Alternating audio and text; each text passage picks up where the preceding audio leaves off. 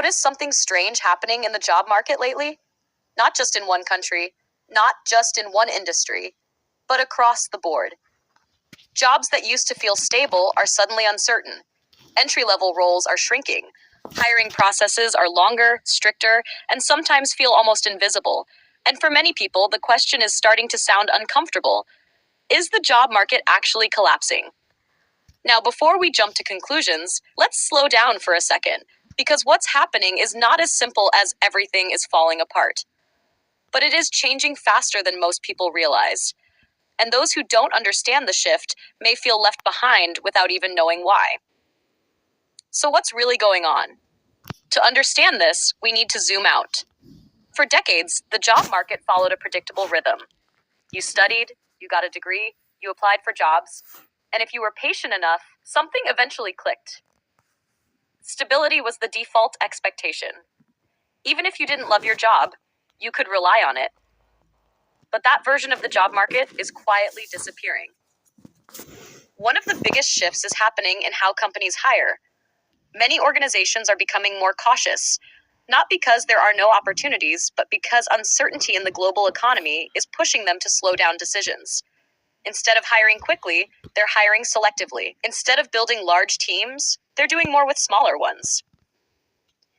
And here's where it gets interesting. Technology is accelerating this shift. Artificial intelligence, automation, and digital tools are not just replacing jobs outright. In many cases, they are reshaping them. A role that once required 5 people might now be handled by 2 people with the help of software. Tasks that used to take hours are now completed in minutes.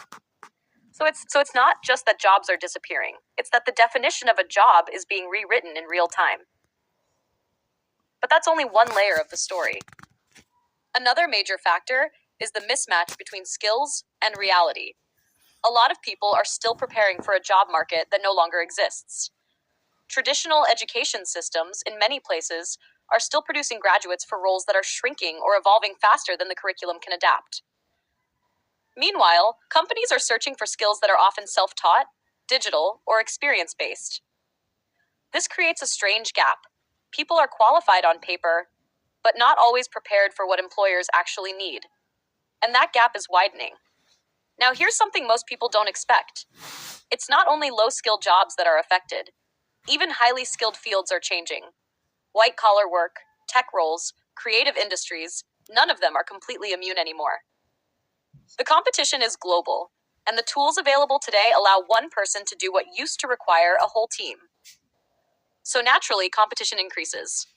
And when competition increases, opportunities feel harder to secure. But does this mean the job market is collapsing? Not exactly. What we are actually seeing is a transition, a painful, uneven shift from one economic era to another.